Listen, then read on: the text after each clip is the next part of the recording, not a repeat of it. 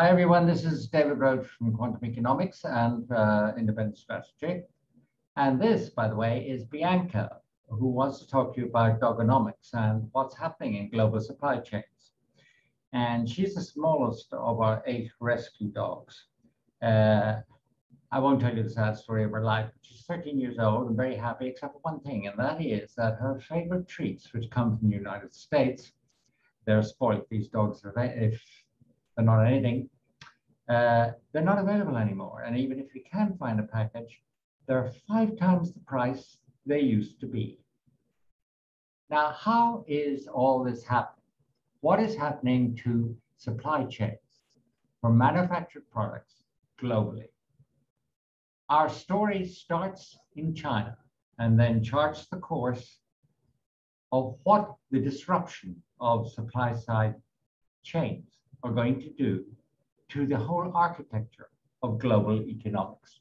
Now, my little friend here wants to go down for a minute, and I hope she's not going to express her annoyance on the floor.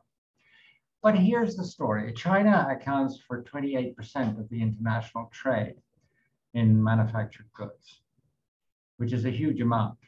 And of course, manufactured trade makes up the vast majority of what is measured as international trade, global world trade, or world trade, not to use a tautology. So it is a very important factor, and it is one we need to understand. Now, this is what we need to understand. Number one is the input costs in China. What has happened to them? Well, we all know the iron ore price and so on has gone through the roof.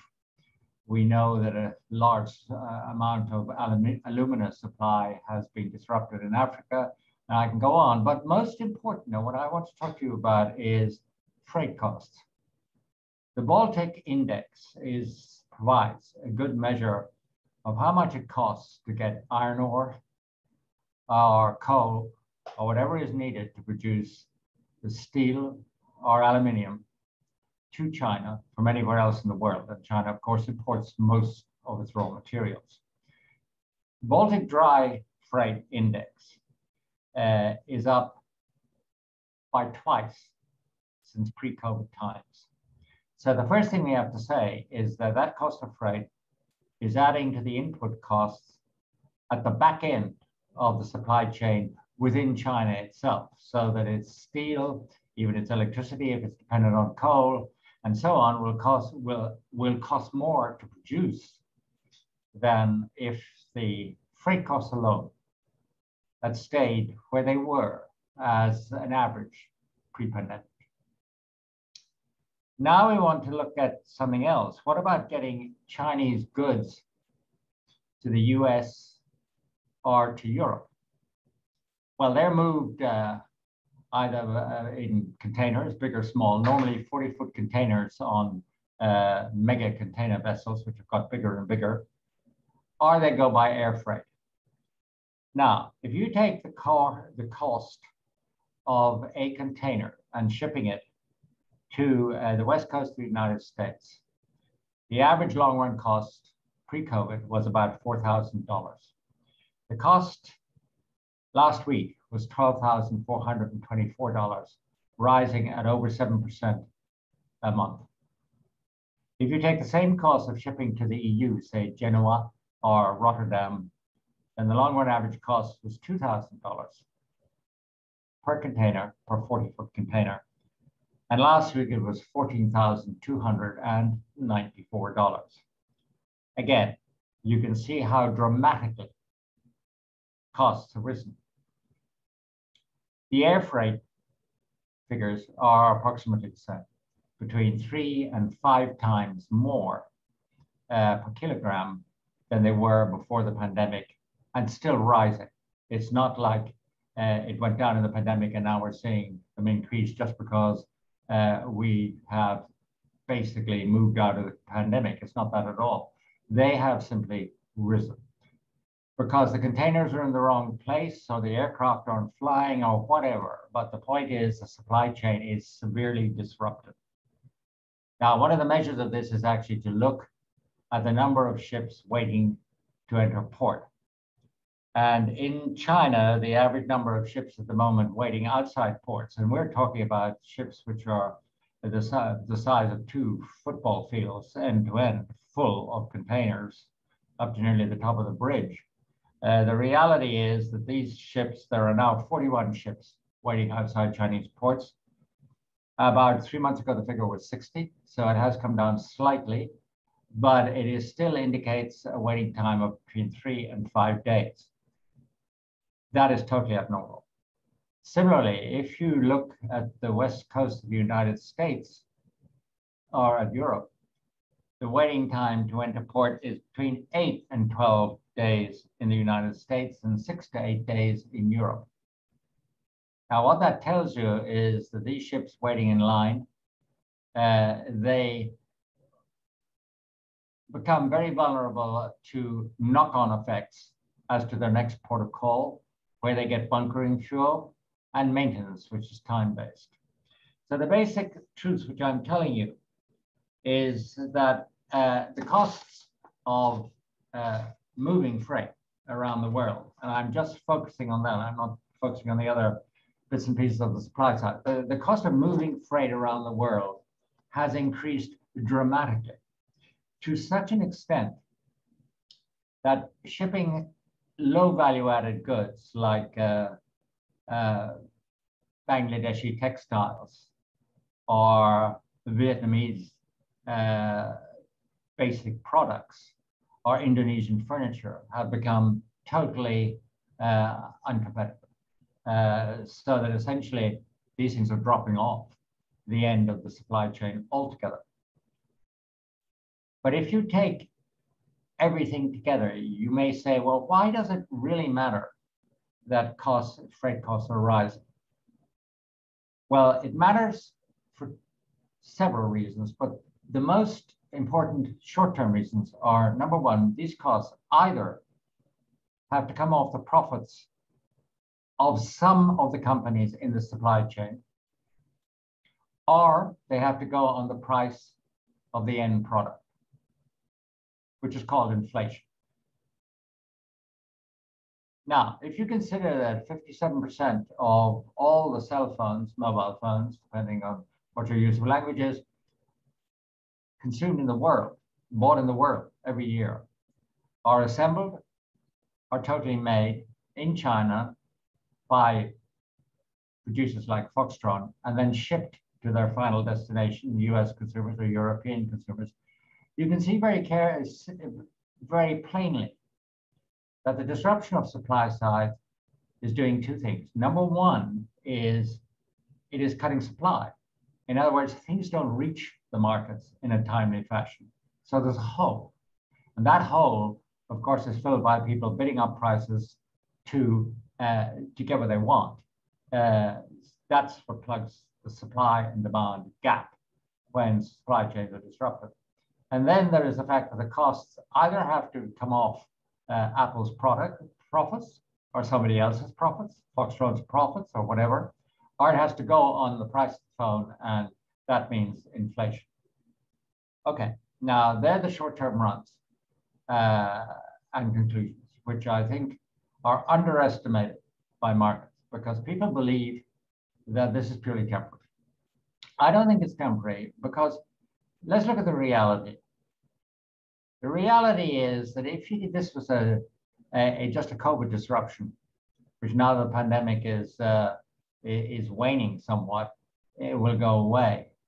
Consider the fact that China has less than 100,000 COVID cases.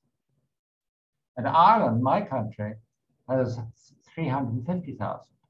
That's the total number of COVID cases during the pandemic.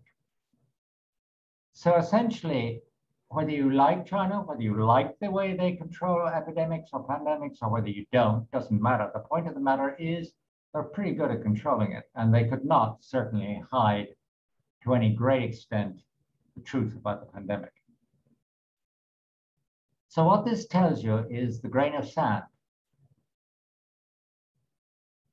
which gets into the works of a mega economic machine and disrupts it. Now, COVID, if you lost somebody in COVID, is not a grain of sand. But what I'm saying is, in relation to The $16 trillion Chinese economy, 26 trillion if you want to state it at purchasing power parity, the ongoing effect of COVID upon supply chains is quite small.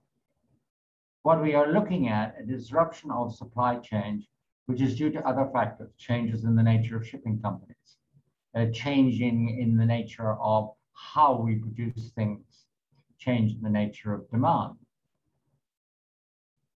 But the longer duration of the disruption of manufacturing supply chains is clearly a major factor going forward in corporate planning. Now, what do I think this will do? Well, I think there are probably about 8 effects, and they're all significant. And I'll state them so that you can make up your own mind, but at least give them a minute's thought. The longer term effect of manufacturing supply chain disruption is going to be more onshoring and more automation in developed countries. It will lead to a faster pace of deglobalization because companies will put the security of supply above the cheapness of supply. It will create rising inequality because the onshoring of jobs will be automated and robots will take over. They will not employ lots of low or medium skilled workers. So the people who were low or medium skilled, who in general lost their jobs during the pandemic, will not get them back in developed countries because production is onshored. The second way it will increase inequality is that global trade will be a much smaller factor in growth. We can see that already in China, where common prosperity is actually at one level, a story of making domestic demand the growth engine, making services the growth engine, and exports play a much lesser role. But it goes for all emerging markets that thrive on global trade. Global trade is going to be a much smaller factor. What that means is the sustainable growth rate of emerging markets drops. And therefore, the inequality between emerging markets and developed countries will actually rise.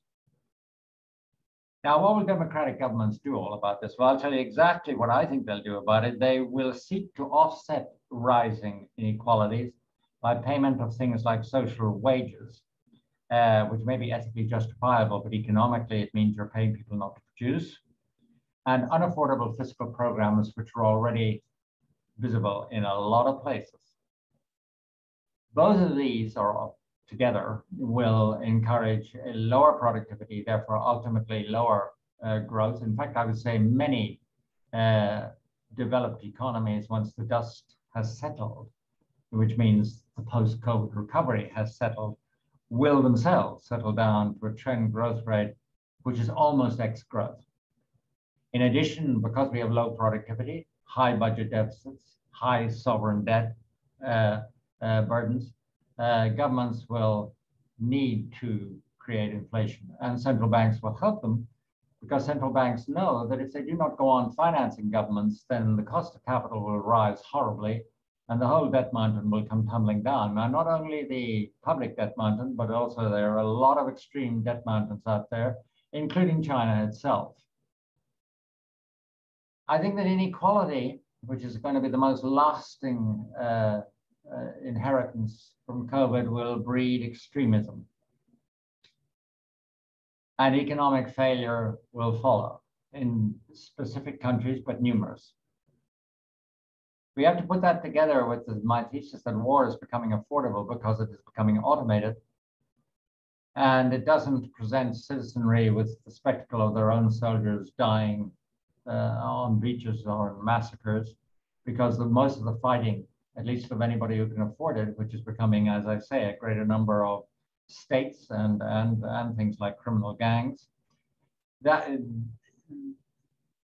that does not actually kill a lot of soldiers. They sit behind screens, and who dies is the attacked entity, which has not been able to afford such sophistication.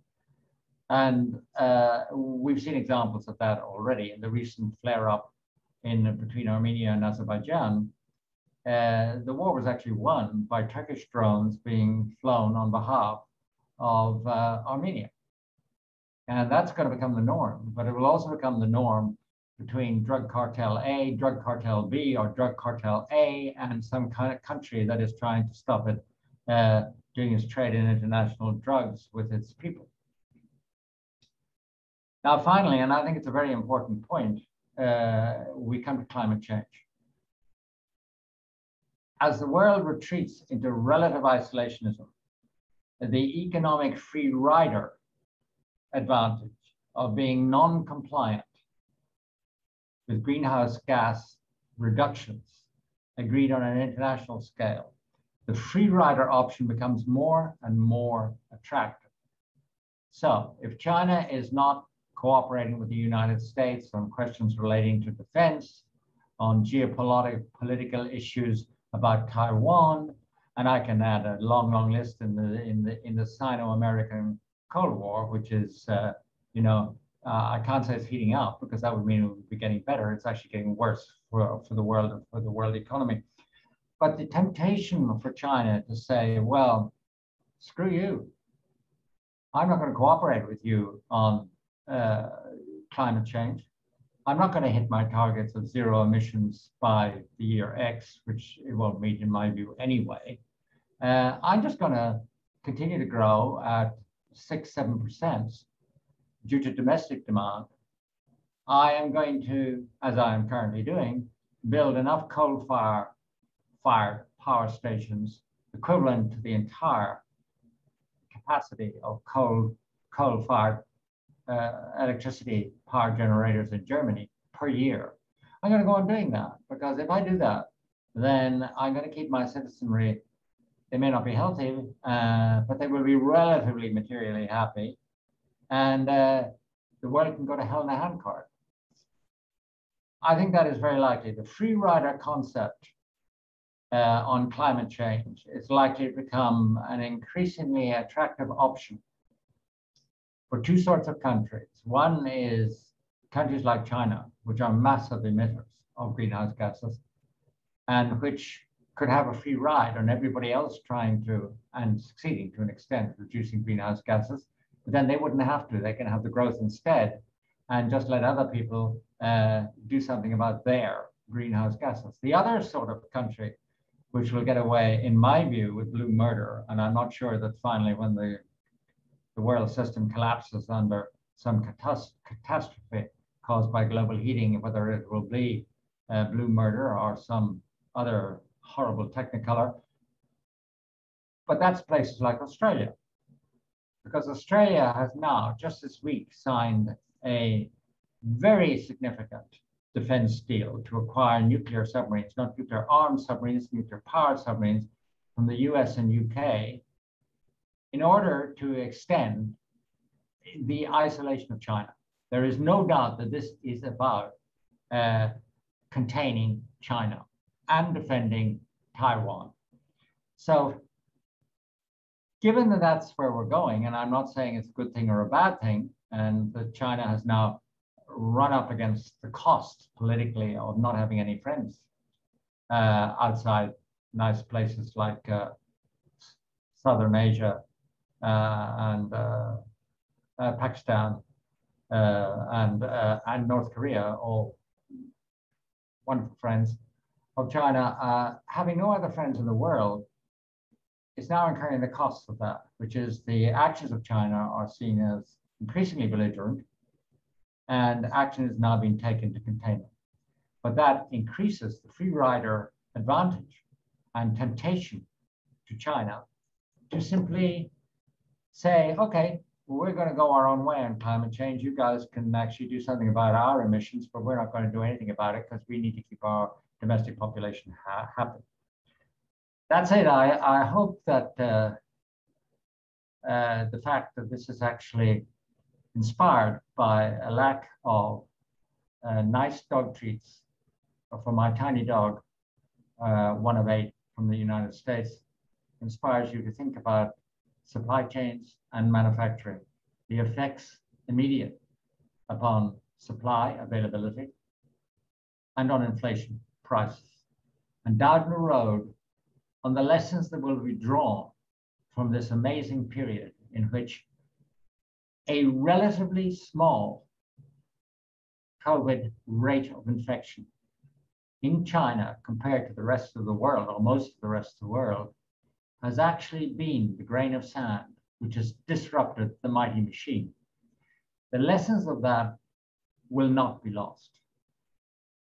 The actual event may wane over time, but the lessons will not be forgotten, and they will influence the configuration of the world economy for a very long time.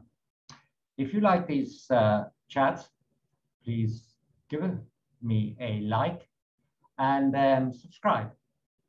Now, goodbye, good night, and don't turn off the lights.